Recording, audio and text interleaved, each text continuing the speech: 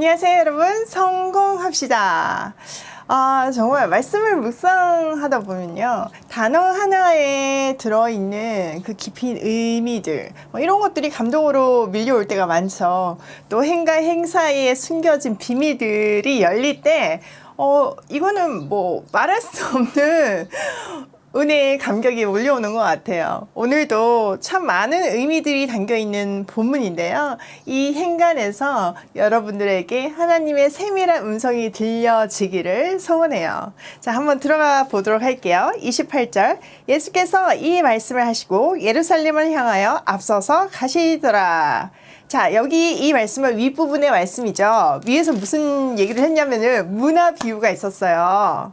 받은 것이 턱없이 부족하고 또 언제 오실지 모르는 불확실성 속에서도 우리는 충성되게 살아야 된다는 비유잖아요. 그러면서 그 말씀을 마치시고 앞장서서 제자들보다 앞장서가지고 그 예루살렘으로 향하세요.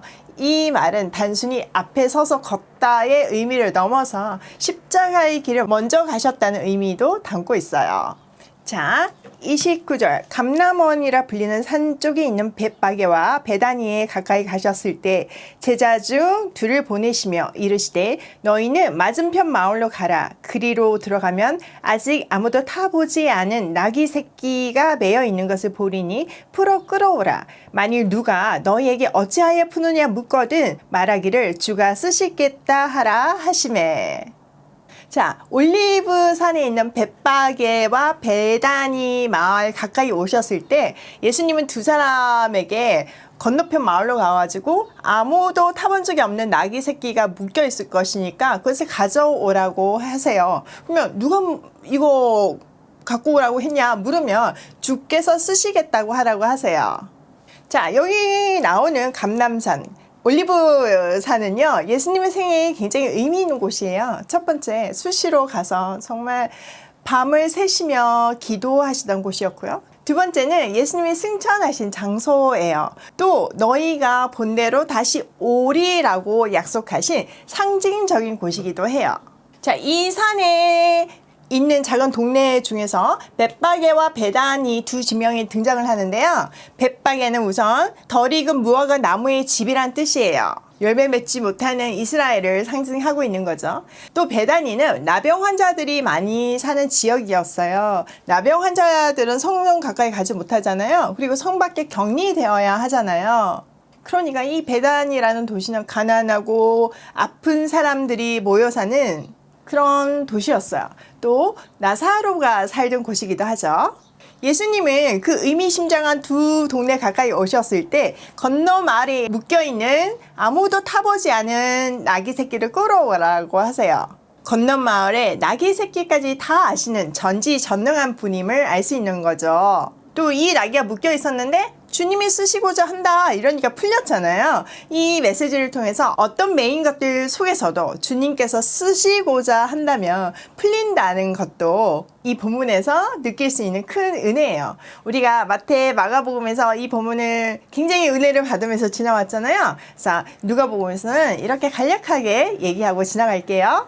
자, 32절, 보내심을 받은 자들이 가서 그 말씀하신 대로 만난지라. 나귀 새끼를 풀 때 그 임자들이 이르되 어찌하여 나귀 새끼를 푸느냐 대답하되 주께서 쓰시겠다 하고.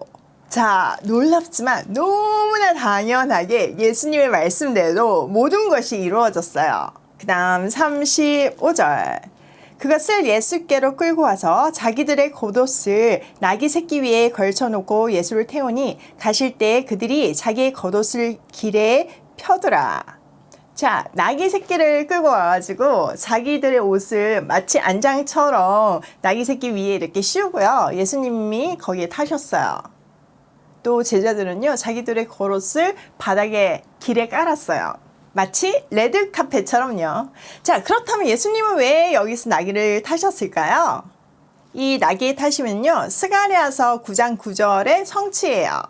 스가랴서 9장 9절을 보면요, 겸손하여 나귀를 탔다고 되어 있는데 이 겸손의 의미는 우리가 늘 그냥 알고 있는 겸손을 하는, 자기를 낮추는 그런 단순한 의미가 아니라 신분을 낮췄다는 의미예요.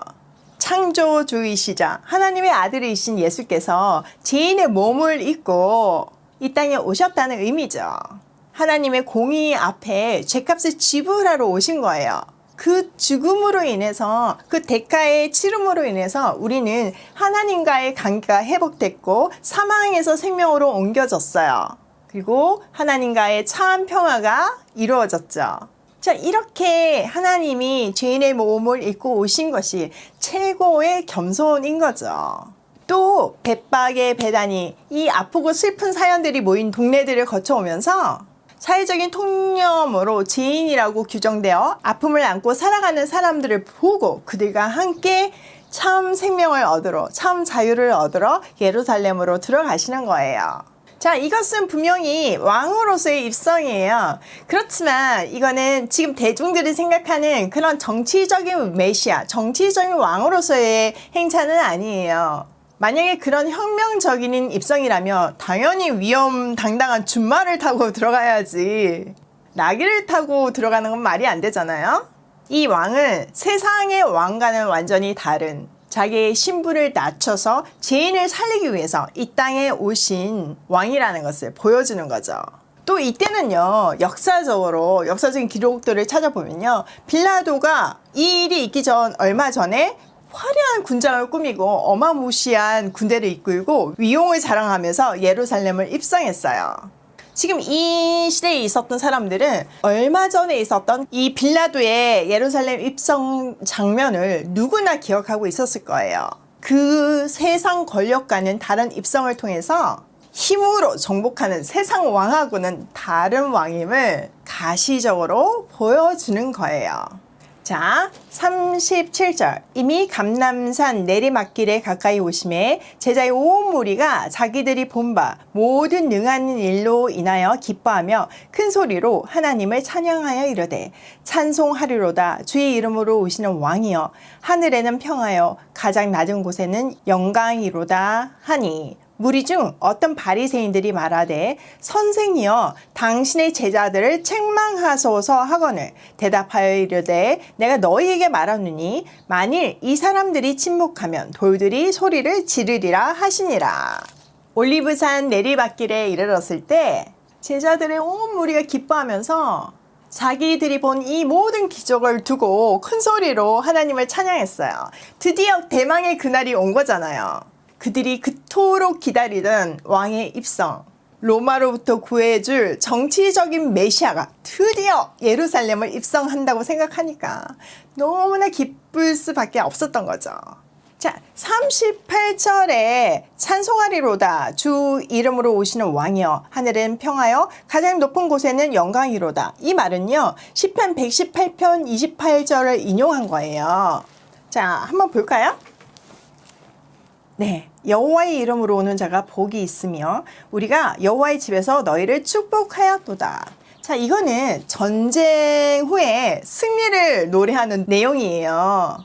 이 시편의 내용이요, 누가복음에 두 군데 인용이 되어 있는데요. 한 군데는 누가복음 2장에 예수님이 태어났을 때이고, 지금 한 번은 예루살렘 입성 전 19장 38절이에요. 자, 2장 14절 한번 볼까요? 지극히 높으신 곳에서는 하나님께 영광이요 땅에서는 하나님이 기뻐하시는 사람들 중에 평화로다. 이렇게 되어 있고, 지금 19장 38절은 찬송하리로다 우리 주의 이름으로 오시는 왕이여 하늘에는 평하여 가장 낮은 곳에는 영광이로다. 이렇게 다르게 표현되어 있어요. 거의 비슷해 보이지만 완전 다르죠. 자, 뭐가 다르냐면은 2장 14절에서는 땅에서는 평화, 하늘에는 영광인데, 이 말은 메시아가 오시면 이 땅에 평화가 임한다는 얘기죠. 그게 하나님께 영광이 된다는 거예요.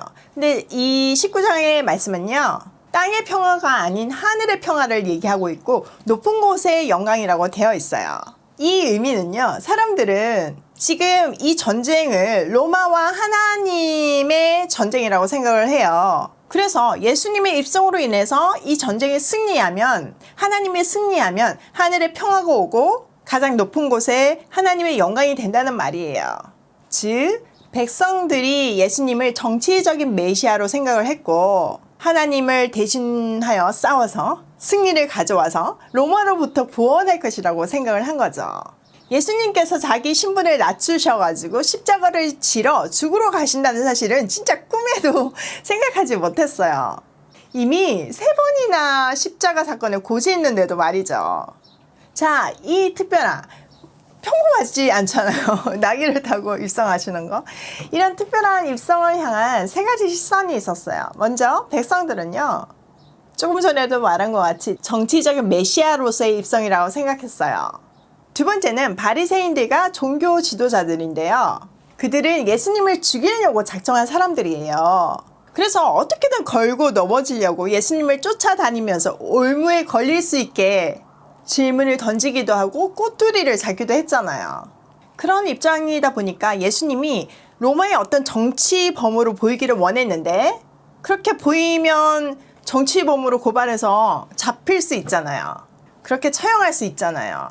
그런데 그런 위협적인 모습이 아니라 아마 그냥 나귀 타고 뭔가 되게 우스꽝스럽게 등장을 하니까 완전 왕짜증이 난 거죠. 그러면서 제자들한테 이 제자들 좀 책망시키라고, 지금 이렇게 하는 거 막 환호성 하는 거 멈추게 하라고 이렇게 얘기하고 있어요. 세 번째는 로마 당국의 관점에서 한번 생각해 보면 좋겠어요. 그들 눈에는 어떻게 보였을까요?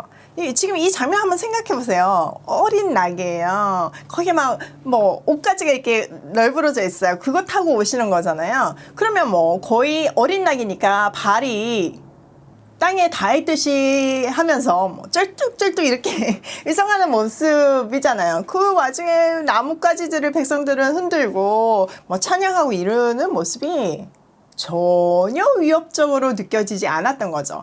그들의 눈에는 이건 완전 종교 행사였어요. 로마는 종교의 자유를 줬잖아요. 그러니까 이런 일에는 관여하지 않는 거죠. 종교 지도자들이 완전 짜증이 나가지고 이 제자들 그만두게 하라고 꾸짖어 달라는 요청에 예수님은요, 만약 이들이 잠잠하면 돌들이 소리를 지를 것이라고 말씀하세요. 이 구절은 하박국 2장 11절을 암시하는 구절인데요. 사람들을 약탈하고 폭력으로 이익을 취하는 나라에 대한 경고문이에요. 사람들이 만약에 잠잠하면 돌들이라도 소리치게 한다는 표현으로 자신이 이 예루살렘에 입성하는 이유를 암시하고 있는 거죠. 자, 41절. 가까이 오사 성을 보시고 오시며 이르시되 너도 오늘 평화에 관한 일을 알았더라면 좋을 뻔하였거니와 지금 내 눈에 숨겨졌도다. 날이 이를지라 내 원수들이 토둔을 쌓고 너를 둘러 사면을 가두고 또 너와 및 그 가운데 있는 내 자식들을 땅에 메어 치며 돌 하나도 돌 위에 남기지 아니하리니 이는 내가 보살핌 받는 날을 알지 못함을 이남이라 하시니라. 예수님이요, 예루살렘 가까이 오셔서 도성을 보시고 우세요. 이거는 그냥 이게 눈물이 그렁그렁 맺히는 정도의 눈물이 아니고요, 통곡에 가까운 눈물이에요. 예수님은 가까운 미래에 이 성을 로마가 참혹하게 무너뜨릴 것을 내다보셨기 때문에 우시는 거예요. 예루살렘이 굉장히 높은 곳에 있잖아요. 그러니까 그냥 들어갈 수가 없으니까 로마가 토성을 쏴서 들어가잖아요. 그것을 내다보시면서 말씀하시는 거죠. 이 예수님의 눈물의 의미는요, 그러니까 수많은 기회가 주어졌잖아요. 근데 그것을 저버리고 결국은 불행한 운명을 결정한 자녀를 향한 슬픈 눈물인 거죠. 여러분, 자녀가 불구덩이에 들어가는 그런 결정을 한다면 부모로서 마음이 어떻겠어요? 지금 그 자녀를 향한 예수님의 눈물인 거예요. 가슴 깊은 곳에서 나오는 애통한 마음인 거죠. 그러면서 평화에 이런 일을 알았더라면 좋았을 터인데 라고 말씀하세요. 그들이 지금 추구하고 있는 평화는요, 거짓 평화라는 거죠. 그리고 지금 로마가 유지하고 있는 평화도 거짓 평화라는 거예요. 로마는 힘으로, 강제로 평화를 유지하고 있잖아요. 세상의 힘의 논리로 유지되는 평화는 거짓 평화라는 거예요. 참 평화는 그리스도 안에 있을 때만 누릴 수 있는 평화예요. 그분의 통치 안에서 우리를 지으신 원리대로 삶의 질서가 유지될 때, 그때 참 평화가 우리 가운데 임하는 거죠. 이 참 평화는요, 죄인인 우리가 아무리 노력해도 하나님 밖에서는 얻을 수 없는 그런 평화인 거예요. 돈이 아무리 많아도 다 가져도 평안이 없잖아요. 다 외롭고 고독하고 불면에 시달리고 걱정에 시달리고 있잖아요. 하나님 밖에서는 얻을 방법이 없는 것이 참 평화이기 때문이에요. 자, 45절. 성전에 들어가사 장사하는 자들을 내쫓으시며 그들에게 이르시되 기록된 바 내 집은 기도하는 집이 되리라 하였거늘 너희는 강도의 소굴을 만들었도다 하시니라. 이렇게 예수님은 예루살렘을 입성하신 후에 월요일에 성전에 들어가셔서 제일 먼저 하신 일이 성전을 청결케 하는 거예요. 종교 지도자들에 의해서 장사판이 되어버린 성전을 뒤엎으신 거죠.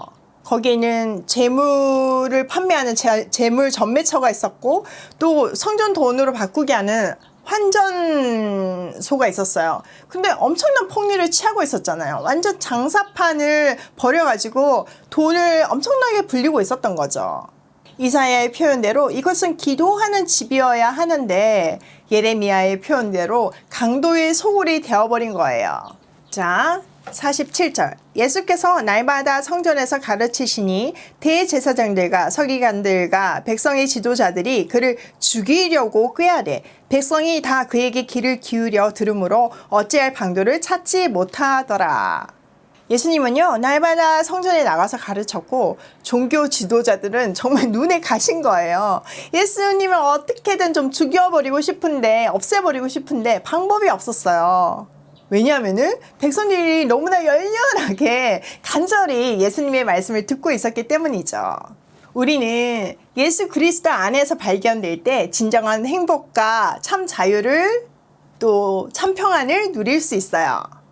그 참 자유로 이르는 길을 말씀을 끊임없이 반복해서 알려주고 있어요. 우리는요, 지금 이 시대, 이 예수님 시대의 사람들처럼 잘못된 선택을 안 했으면 좋겠어요. 그들은요, 예수님을 호산나 호산나 외치며 열렬히 환호했어요. 그런데요, 그들의 환호는요, 얼마 안 돼서 저 사람을 십자가에 매다시오 라고 변했어요. 왜냐면은 그들의 생각과 기대하고는 다른 메시아였기 때문이죠.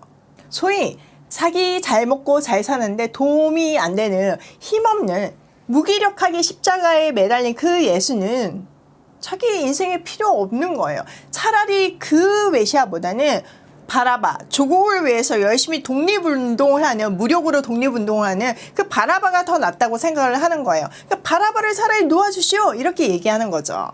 이렇게 자기 욕심에 의해서 예수님을 외면하고 예수님을 죽이는 자들이 된 거예요.